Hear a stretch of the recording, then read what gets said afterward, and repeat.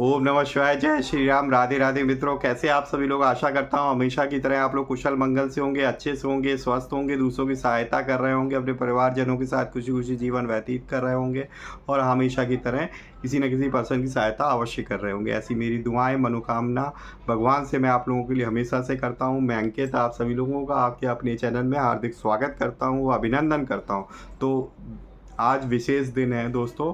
आज जो है श्री कृष्ण जी के बलदाऊ यानी बड़े भाई श्री बलराम जी का जन्मदिन है। ठीक है, तो बलराम जयंती के उपलक्ष्य में सभी को बहुत बहुत हार्दिक शुभकामनाएं। तो इसी बलराम जी की जयंती की विशेष पे आज हम भगवान बलदेव जी के बारे में चर्चा करेंगे। ठीक है, उनके जन्म के रहस्य के बारे में आज हम जानेंगे। तो आप जानते हैं जैसे बलराम जी जो हैं वो हलधारी थे, वो हमेशा हल लेके चला करते थे और वो मल्ल युद्ध में बड़े पारंगत थे, जो दुर्योधन के गुरु भी थे और उन्होंने मल्ल युद्ध की पूरी जो है उनको शिक्षा दी थी और भीम को भी दी थी, दोनों उनके शिष्य थे।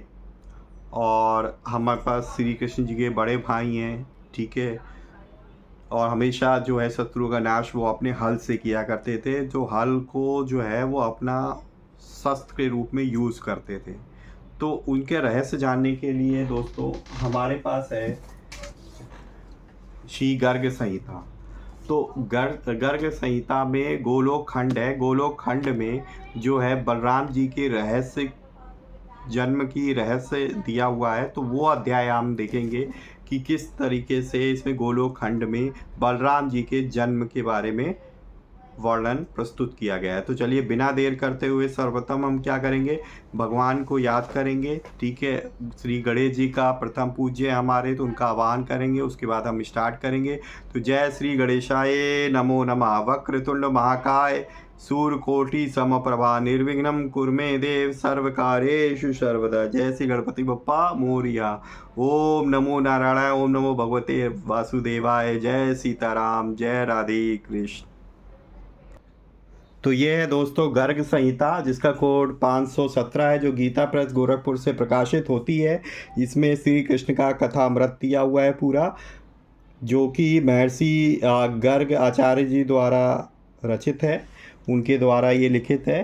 तो उसी का मैं दिखाता हूँ यहाँ पे। तो महर्षि गर्ग जी ने से कहा हुआ है। तो पृष्ठ संख्या 38 पे हमारे पास इसका जिक्र है। तो हम लोग बिना देर करते हुए जल्दी से हम स्टार्ट करते हैं इसे। आपको बताते हैं कि बलदेव जी का जन्म कैसे हुआ था, कौन सी परिस्थिति में जन्म हुआ था। तो उसका रहस्य हम लोग जानते हैं गर्ग संहिता के अनुसार। तो आप लोग भी भगवान का ध्यान लगाते हुए आप लोग ध्यान लगाकर जो है मन लगाकर सुनिए, मैं आपको सुनाता हूँ। तो ओम नमो नारायणाय। जय बलदेव भगवान की जय हो। जय जय सुभद्रा मैया की जय हो। तो 10वां अध्याय है गोलोकखंड का। कंस के अत्याचार, बलभद्र जी का अवतार तथा वासुदेव द्वारा उनका स्तवन। श्री नारद जी कहते हैं कि हे राजन, कंस ने सोचा वासुदेव जी भयभीत होकर कहीं भाग ना जाए।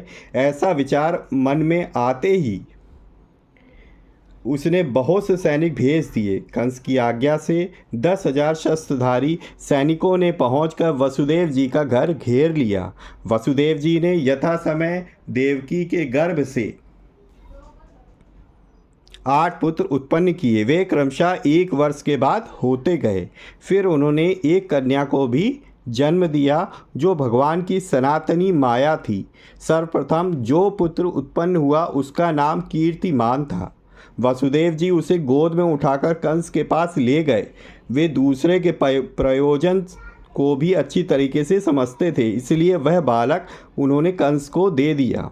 वसुदेव जी को अपने सत्य वचन के पालन में तत्पर देख कंस को दया आ गई। साधु पुरुष दुख सह लेते हैं, परंतु अपनी कही हुई बात मिथ्या नहीं होने देते। सच्चाई देखकर किसके मन में क्षमा का भाव उदित नहीं होता। कंस ने कहा कि हे वासुदेव, यह बालक अपने साथ ही घर लौट जाए आपके साथ ही घर लौट जाए, इससे मुझे कोई भय नहीं है। परंतु आप दोनों का जो 8वां गर्भ होगा उसका वध मैं अवश्य करूँगा, इसमें कोई संशय नहीं है। श्री नारद जी कहते हैं कि हे राजन, कंस के यों कहने पर वसुदेव जी अपने पुत्र के साथ घर लौट आए, परंतु उस दुरात्मा के वचन को उन्होंने तनिक भी सत्य नहीं माना। उस समय आकाश से उतरकर मैं वहां गया। उग्रसेन कुमार कंस ने मुझे मस्तक झुकाकर मेरा स्वागत सत्कार किया और मुझसे देवताओं का अभिप्राय पूछा। उस समय मैंने उसे जो उत्तर दिया वह मुझसे सुनो।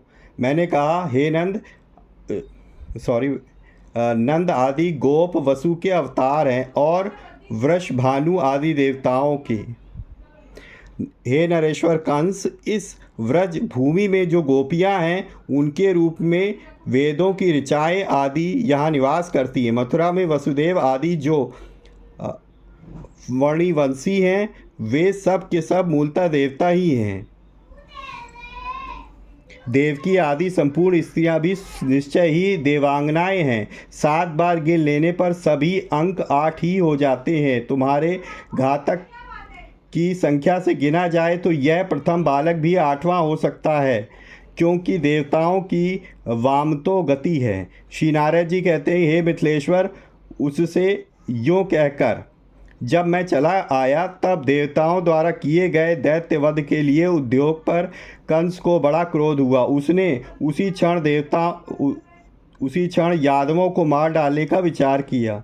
उसने वसुदेव और देवकी को मजबूत बेड़ियों से बांधकर कैद कर लिया और देवकी के उस प्रथम गर्भजनित शिशु को शिलापृष्ठ पर रखकर पीस डाला। उसे अपने पूर्व जन्म की घटनाओं का स्मरण था, अतः भगवान विष्णु के भय से तथा अपने दुष्ट स्वभाव के कारण भी उसने उस भूतल पर प्रकट हुए देवकी के प्रत्येक बालक को जन्म लेते ही मार डाला। ऐसा करने में उसे तनिक भी हिचक नहीं हुई। यह सब देखकर यदुकुल नरेश राजा उग्रसेन उस समय कुपित हो उठे।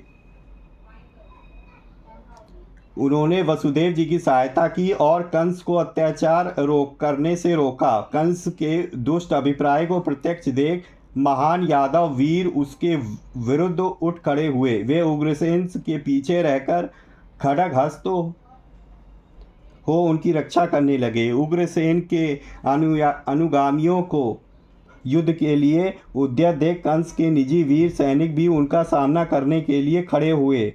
राज्यसभा के मंडप में ही उन दोनों दलों का परस्पर युद्ध होने लगा। राजद्वार पर भी उन दोनों दलों के वीरों में परस्पर युद्ध छिड़ गया।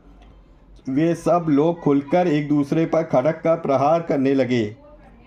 इस संघर्ष में 10,000 मनुष्य खेत रहे। तदंतर कंस ने गदा हाथ में लेकर पिता की सेना को कुचलना आरंभ कर दिया। उसकी गदा से छू जाने से ही कितने ही लोगों के मस्तक फट गए, कितनों के पांव कट गए, नख विदीर्ण हो गए, बाहें कट गई और उनकी आशा पर पानी फिर गया। कोई औंधे मुंह और कोई उतान होकर अस्त्र शस्त्र लिए क्षण भर में धराशायी हो गए। बहुत से वीर खून उगलते हुए मूर्छित हो काल के गाल में चले गए। ये वहाँ इतना रक्त प्रवाहित हुआ कि सारा सभा मंडप रंग गया। हे राजेश्वर, इस प्रकार दुष्ट एवं मदमत्त कंस ने कुपित हो उद्भट शत्रुओं को धराशायी करके अपने पिता को कैद कर लिया। उन्हें राज सिंहासन से उतारकर उस दुष्ट ने पासों से बांध दिया और उनके मित्रों के साथ उन्हें भी कारागार में बंद कर दिया। मधु और शूरसेन की सारी संपत्तियों पर अधिकार करके कंस स्वयं सिंहासन पर जा बैठा और राज्य शासन करने लगा। समस्त पीड़ित यादव संबंधी के घर पर जाने के बहाने तुरंत चारों दिशाओं में विभिन्न देशों के भीतर जाकर रहने लगे और उचित अवसर की प्रतीक्षा करने लगे।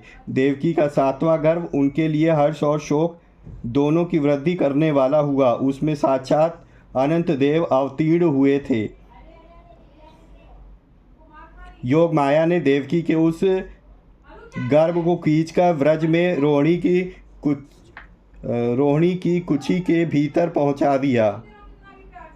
ऐसा हो जाने पर मथुरा के लोग खेद प्रकट करते हुए कहने लगे, अहो बेचारी देवकी का गर्भ कहाँ चला गया, कैसे गिर गया।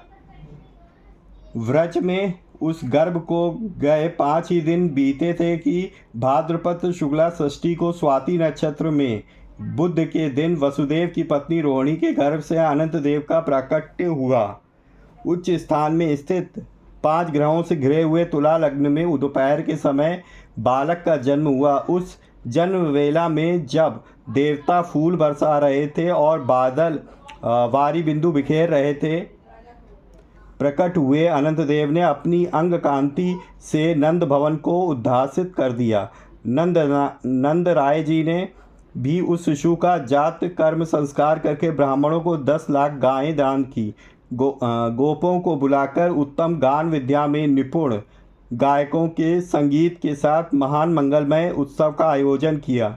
देवल, देवरात, वशिष्ठ, बृहस्पति और मुझ नारद के साथ आकर श्री कृष्ण, द्वैपायन, व्यास भी वहाँ बैठे और नंद जी के दिए हुए पाद्य आदि उपहारों से अत्यंत प्रसन्न हुए। नंद राय जी ने पूछा कि हे महर्षियों, यह सुंदर बालक कौन है जिसके समान कोई दूसरा देखने में नहीं आता। हे महामुनि, इसका जन्म 5 ही दिनों में कैसे हुआ, यह मुझे बताइए। श्री व्यास जी बोले कि हे नंद, तुम्हारा अद्वैत सौभाग्य है। इस शिशु के रूप में साक्षात सनातन देवता शेषनाग जी पधारे हैं। पहले तो मथुरापुरी में वासुदेव से देवकी के गर्भ में इनका आविर्भाव हुआ, फिर भगवान श्री कृष्ण की इच्छा से इनका देवकी के उदर से कल्याणमयी रोहिणी के गर्भ में आगमन हुआ है। हे नंदराय, ये योगियों के लिए भी दुर्लभ है, किंतु तुम्हें इनका प्रत्यक्ष दर्शन हुआ है। मैं महामुनि देवेद व्यास इनके दर्शन के लिए ही यहाँ आया हूँ। अतः तुम शिशु रूप धारी इन परात्पर देवता का हम सबको दर्शन कराओ। श्री नारद जी कहते हैं कि हे राजन, तदंतर नंद जी ने विस्मित होकर शिशु रूपधारी शेष का उन्हें दर्शन कराया। पालने में विराजमान श्री शेष जी का दर्शन करके सत्यवती नंदन ने उन्हें प्रणाम किया और उनकी स्तुति की। श्री व्यास जी बोले कि हे भगवान, आप देवताओं के भी अधिदेवता और कामपाल, सबका मनोरथ पूर्ण करने वाले हैं। आपको नमस्कार है। आप साक्षात अनंत देव शेषनाग हैं, बलराम हैं, आपको मेरा प्रणाम है। आप धरणीधीर पूर्ण स्वरूप, स्वयं प्रकाश, हाथ में हल धारण करने वाले, सहस्त्र मस्तकों से सुशोभित तथा संकर्ण देव हैं। आपको नमस्कार है। रेवती रमण, हे रेवती रमण, आप ही बलदेव तथा श्री कृष्ण के अग्रज हैं, हलायुध और प्रलंबासुर के नाशक हैं। हे पुरुषोत्तम, आप मेरी रक्षा कीजिए। आप बलभद्र तथा ताल के चिन्ह से युक्त ध्वजा धारण करने वाले हैं। आपको नमस्कार है। आप नील वस्त्रधारी गौरव वर्ण तथा रोहिणी के सुपुत्र हैं। आपको मेरा प्रणाम है। आप ही धेनुक, मुष्टिक, कुंभांड, रुक्मी, कूपकर्ण, कूट तथा बलवल के शत्रु हैं। कालिंदी की धारा को मोड़ने वाले और हस्तिनापुर को गंगा की ओर आकर्षित करने वाले आप ही हैं। आप द्विविध के विनाशक, यादवों के स्वामी तथा व्रज मंडल के मंडन भूषण हैं। आप कंस के भाइयों का वध करने वाले तथा तीर्थ यात्रा करने वाले प्रभु हैं। दुर्योधन के गुरु भी साक्षात आप ही हैं। हे प्रभु, जगत की रक्षा कीजिए। अपनी महिमा से कभी च्युत न होने वाले परात्पर देवता साक्षात अनंत, आपकी जय हो, जय हो। आपका श्रेयस समस्त दिगंत में व्याप्त है। आप सुरेंद्र, मुनीन्द्र और फणींद्रों में सर्वश्रेष्ठ हैं। मुसलधारी, हलधर तथा बलवान हैं। आपको नमस्कार है। जो इस जगत में सदा ही इस स्तवन का पाठ करेगा, वह श्री हरि के परम पद को प्राप्त होगा। संसार में उसे शत्रुओं का संहार करने वाला संपूर्ण बल प्राप्त होगा। उसकी सदा जय होगी और वह प्रचुर धन का स्वामी होगा।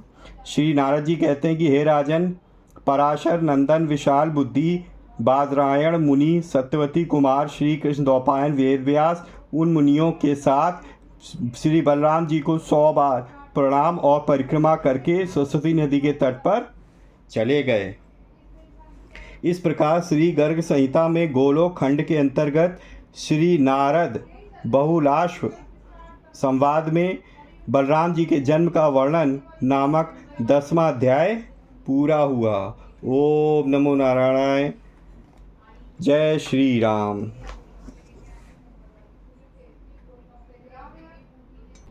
तो दोस्तों, ये था हमारे पास बलराम जी के जन्म का रहस्य, जो आपको मैंने कह सुनाया। आशा करता हूँ आप लोगों को अच्छा लगा होगा। अगर आपको वीडियो अच्छी लगी है तो प्लीज़ जो है वीडियो को लाइक करना ना भूलिए, और जो है ज़्यादा से ज़्यादा वीडियो को शेयर करें, ताकि जो है आपके परिजन और मित्रों भी जो है इस इन्फॉर्मेशन का लाभ उठा सकें। और इसी तरीके से जो है ना भगवान की भक्ति करते रहिए और अपने परिवारजनों के साथ खुशी खुशी मंगलमय जीवन व्यतीत करिए। और हाँ, हमेशा की तरह किसी न किसी की सहायता करने की अवश्य कोशिश करिए। ठीक है। और अगर आप पहली बार मेरे चैनल पे आएँ तो प्लीज़ सब्सक्राइब करें और बेल आइकन को ज़रूर प्रेस करें, ताकि लेटेस्ट से लेटेस्ट वीडियो की इन्फॉर्मेशन आप तक पहुंच सके। तो मिलेंगे नेक्स्ट वीडियो में, तब तक के लिए जय श्री राम। राधे राधे मित्रों।